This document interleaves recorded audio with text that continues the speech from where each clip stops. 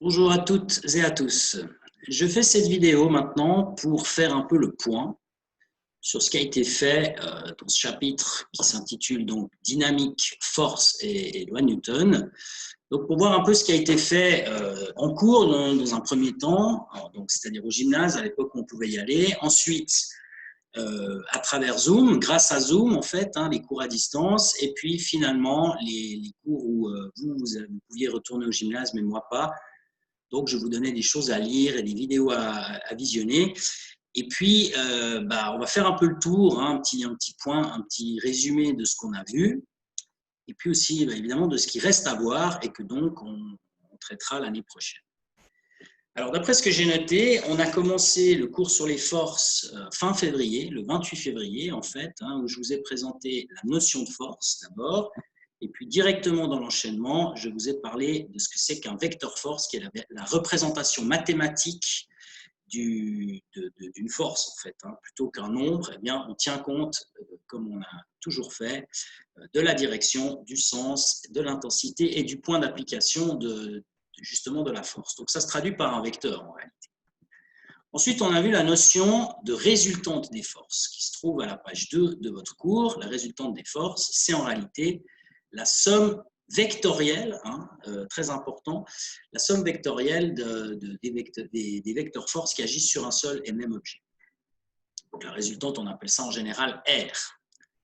Alors tout ça, c'était à peu près, d'après ce que j'ai noté, c'était au mois de fin février, donc c'était encore en classe. Et puis je vous avais donné quelques exercices là-dessus, qui sont les exercices, je dirais, les débuts de la série, l'exercice 1 ici, où il fallait construire une résultante des forces en utilisant des notions géométriques comme les translations, ce genre de choses. Et puis, on avait aussi vu l'exercice, c'était quoi, le 2 et le 3A. Donc, toujours la même chose, utilisation des translations pour déterminer une résultante ou autre chose, ou un vecteur, sachant que la résultante devait être nulle. Donc, c'était un petit peu tout le temps la même chose.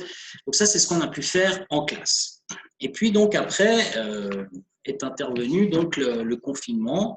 Et puis, c'était en date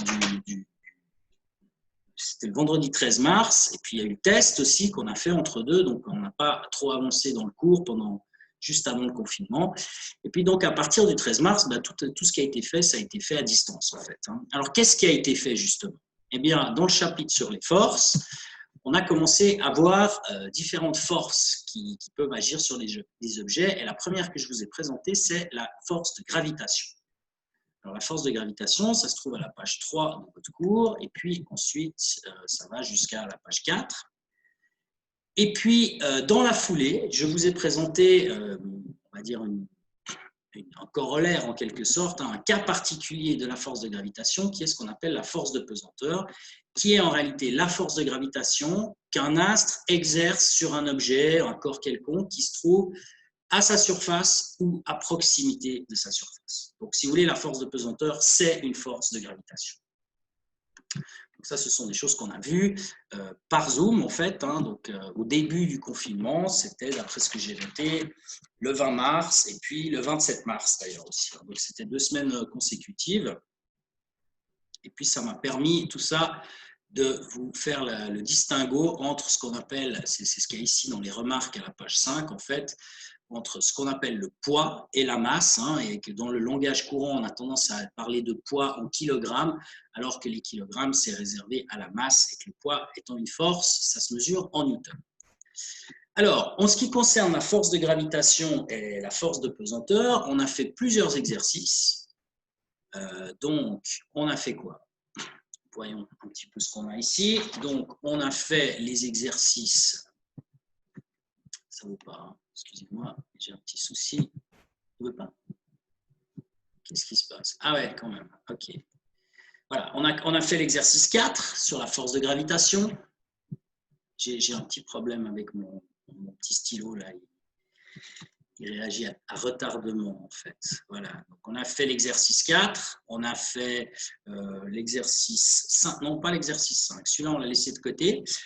On a fait l'exercice 6, Roméo et Juliette, je crois que c'était même le premier qu'on a fait. On a fait l'exercice 7 où il fallait retourner la force de gravitation. Et puis ensuite, on a fait l'exercice 8 qui est le lien entre la force de gravitation et la force de pesanteur. Et puis, ensuite, on a fait encore les exercices 9, où il faut calculer le poids d'un enfant qui porte des objets, ainsi que l'exercice 10. Tout ça, ce sont des exercices qu'on a fait. Donc ça, c'était, je n'ai pas noté les dates, hein, mais grosso modo, c'était aux alentours de fin mars, début avril. Voilà. Alors ensuite, il y avait ce chapitre-là, force de soutien et force normale, je l'ai laissé de côté. Je l'ai quand même traité, hein, on l'a fait, mais on ne l'a pas fait tout de suite en réalité, on l'a fait plus tard. Donc on a en fait sauté depuis ici, on a sauté voilà, à la force élastique. Donc on a aussi laissé de côté la force de tension pendant un certain temps et puis on a vu donc la force élastique, qui était la première force autre que force gravitation ou force de pesanteur qu'on a vue. Force élastique qui se trouve à la page 6, c'est la force d'un ressort en réalité. Alors, page 6, et ça s'étend jusqu'à la page 7, voilà, en entier, page 7. Voilà. Alors, pour cette force élastique, on a fait 2 exercices et en principe, on doit faire un TP en fait, hein, là-dessus. Évidemment, le TP, on ne l'a pas fait. Donc ça, ce sera pour l'année prochaine. Hein. Je pense que je vais vous faire un TP assez rapidement dans le début de l'année, après avoir fait une petite révision de tout ça. Toujours est-il que pour la force élastique, on a fait l'exercice 11 ainsi que l'exercice 12. Le TP, il sera très, très, très proche de ce qu'il y a dans l'exercice 12. Ce sera quelque chose de très ressemblant. Donc voilà pour cette force élastique. Et puis donc ensuite, si je ne me trompe pas, je suis revenu à… attendez, je regarde vite. Ça, c'était après. Voilà. Donc, alors la première chose qu'on a faite, c'était sauter à la deuxième loi de Newton. Loi très importante en physique. Donc ça, j'ai sauté. Et puis ça aussi. Et puis, on a commencé la deuxième loi de Newton. Voilà. Donc ça, la deuxième loi de Newton, on l'a vu en 1 ou 2 fois, je crois plutôt 2 fois en fait. Hein. Donc d'abord, je vous ai présenté le principe, et puis j'ai abouti à la deuxième loi de Newton, qui est la version, on va dire, généralisée, hein, qui est ici, dans l'encadré, là. Somme des forces égale ma, loi très importante qu'on peut toujours utiliser. Ça s'appelle d'ailleurs aussi le principe fondamental de la dynamique. Hein. Donc ça, c'est très, très important. Et puis, si je ne me trompe pas, hein, 1 semaine après ou quelques semaines plus tard, je ne sais plus, je vous avais aussi parlé des remarques qui sont à la suite. Et puis, donc, quelques exemples hein, qu'on peut voir ici, à la page 13. Donc, ça, c'est des choses qu'on a vues.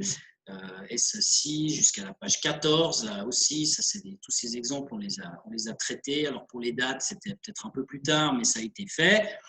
Tout ça, ça a été fait. Alors, là, du coup, pour les exercices, eh bien, on en a fait quelques-uns concernant la deuxième loi de Newton. On a commencé par des exercices plutôt simples, qui étaient donc à partir voilà, c'était le 17. Hein, le 17, on l'a fait, donc ça, c'est bon. On a fait aussi le 18. Le 19, c'est un exercice relativement facile aussi. Et si je ne me trompe pas, peut-être le 22 encore. Hein. Voilà. Après, évidemment, il en reste, mais ils sont quand même d'un niveau un peu plus élevé. Donc, on a vu ça après. Alors, du coup, je suis revenu aux alentours de début mai. Hein, début mai, je ne sais pas exactement la date. Hein. Je suis revenu aux forces, différentes forces qu'on avait mis de côté. Donc, j'ai repris dans la théorie ce que c'est que la force de soutien. Ça, c'est des choses qu'on a vues. Force normale. Force de soutien qui s'exerce lorsqu'une surface appuie sur une autre surface. Donc, quand il y a un contact entre les deux surfaces, l'une exerce une force sur l'autre qui est toujours perpendiculaire justement à la surface de contact, d'où le deuxième nom de la force de soutien, mais que j'utilise jamais, qui est la force normale. Et puis ensuite, on a vu les forces qui étaient associées au câble, au fil. Hein, ce sont les forces de tension qui apparaissent justement quand des câbles sont tendus et qui permettent en mécanique de transmettre des forces par l'intermédiaire de fils, de chaînes, de câbles, etc. Donc la force élastique, on en avait déjà parlé, hein, et puis donc ensuite ce qu'on a vu, c'est aussi les forces de frottement. Donc force de frottement, moi j'ai noté qu'on avait vu ça le 8 mai, donc c'était après la deuxième loi de Newton. Force de frottement ici, donc deux types de frottement. D'abord le frottement dit statique, hein, quand les choses ne bougent pas. Par exemple, vous avez un objet qui est sur un plan incliné ici, et qui ne descend pas justement parce qu'il subit une force de frottement qui l'empêche de glisser. Et ce qu'on avait vu, c'est que la force de frottement, elle peut augmenter, augmenter, augmenter jusqu'à une certaine valeur maximale, d'où l'inégalité qu'il y a ici. Et au-delà de cette valeur, elle arrête d'augmenter, donc peut-être qu'elle ne suffit plus à maintenir les objets statiques. Et puis, il y a le frottement cinétique, qui est le frottement quand il y a du mouvement entre deux surfaces. Par exemple, quand vous frottez les mains, bah, ce frottement que vous sentez, c'est justement du frottement cinétique, où la formule est quasiment la même, hein, que pour le frottement statique, sauf qu'on doit utiliser une égalité et non pas une inégalité, et qu'on doit surtout changer le coefficient, puisqu'il y a une différence entre les coefficients de frottement statique et cinétique. Alors, pour le frottement, c'est bon. Ensuite, je vous ai parlé fin mai, 29 mai, d'après ce que j'ai noté, de ce qu'on appelle les situations statiques. Alors, la situation statique, pour faire simple, si vous avez un objet qui est statique, étant donné qu'on a la deuxième loi de Newton, somme des forces égale ma, s'il est statique, il n'a pas d'accélération. Donc, somme des forces égale 0. Ça veut dire en quelque sorte que toutes les forces qui agissent sur un objet qui est immobile, elles ne se compensent pas. Alors, c'est là qu'à partir de ce jour-là que les choses sont devenues plus compliquées. Pourquoi ? Parce qu'en fait, quand vous faites la somme des forces ici, vous devez tenir compte de la direction, du sens et aussi de l'intensité des vecteurs force, et pas seulement de l'intensité. Donc, de temps en temps, il faut faire des calculs. Et comment est-ce qu'on calcule ces choses? Puisque, justement, les forces, étant donné qu'on doit prendre en compte leur direction et leur sens, en fait, ce sont des vecteurs. Donc, on doit faire une somme vectorielle. Donc, ce qu'il faut faire, en fait, à partir de là, c'est décomposer, ce qu'on appelle décomposer les forces selon un système d'axes pour écrire les choses de la manière, comme là en bas de la page 9, c'est-à-dire une force, bah, c'est égal à une composante selon l'axe X et une composante selon l'axe Y.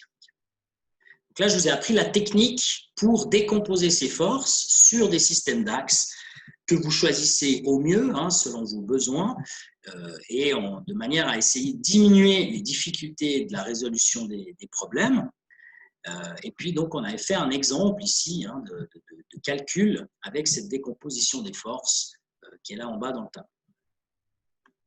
Donc, à partir de là, une fois que je vous ai présenté tout ça, eh bien, on pouvait aller plus loin dans les exercices en termes de difficulté. Et c'est donc pour ça que je vous ai présenté à ce moment-là, en réalité, maintenant je me souviens, les exemples. Alors, peut-être pas le 1 parce qu'il est assez simple, peut-être pas non plus le 2 parce qu'il est, enfin le 1, c'est la partie 2 du 1 en fait, mais il y a d'autres exemples hein, comme par exemple celui-ci, l'exemple 3, que vous voyez là en bas de la page 14, exemple d'application de la deuxième loi de Newton. Eh bien, ici, on est obligé d'utiliser cette méthode de décomposition des forces selon un système d'axes.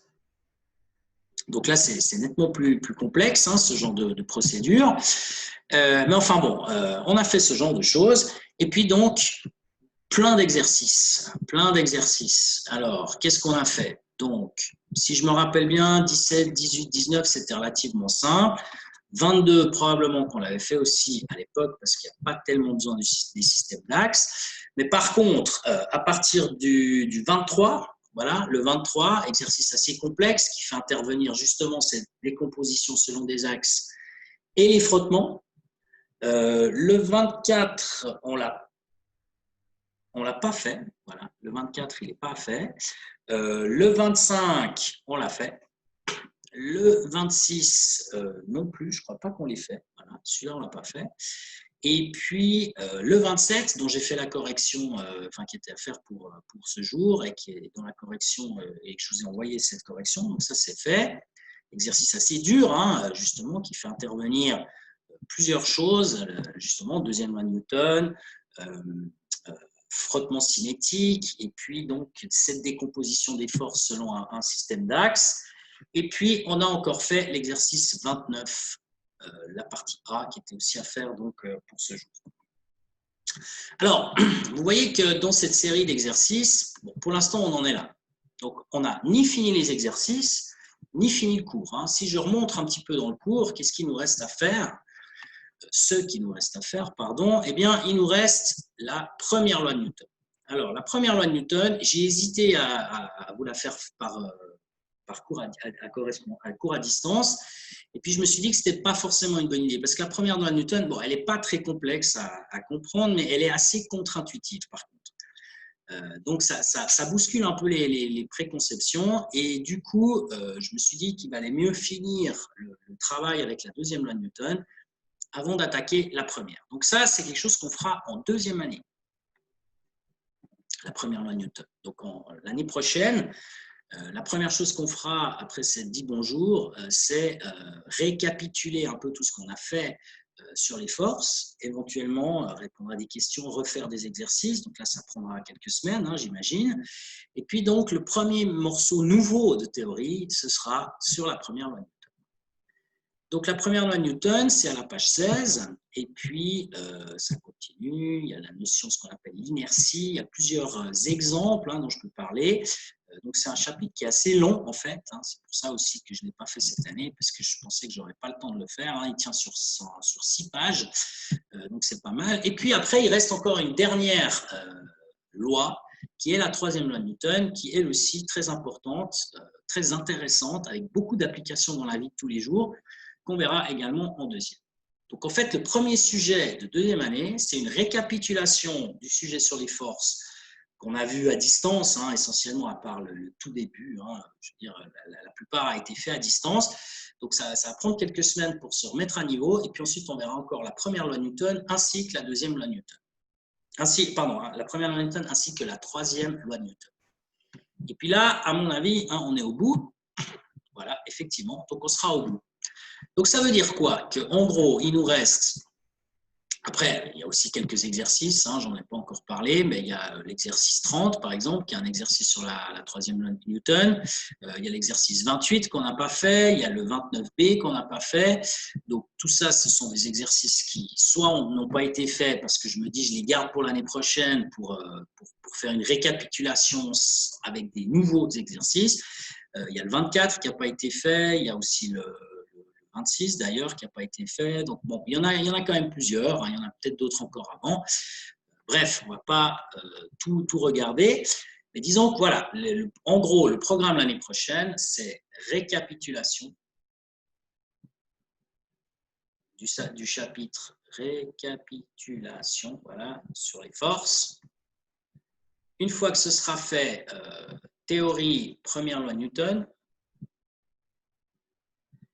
et puis quelques exercices toujours avec ça, hein. Et puis ensuite théorie, troisième loi de Newton. Voilà, donc ça c'est l'essentiel de ce qui doit être fait. Tout ça agrémenté d'exercices, évidemment, soit des récapitulations d'exercices qu'on a déjà fait, soit les nouveaux. Et puis il y aura des TP. Donc les TP, il y en aura deux. Il y aura un TP sur la statique avec la force élastique. Et puis, il y aura un TP sur la deuxième loi de Newton, où là, il s'agira de déterminer des forces et de mesurer des accélérations, enfin bref. Donc, il y a du boulot. Tout ça, c'est le premier sujet. Je compte, en général, je fais ça depuis la rentrée d'août jusqu'aux vacances d'octobre.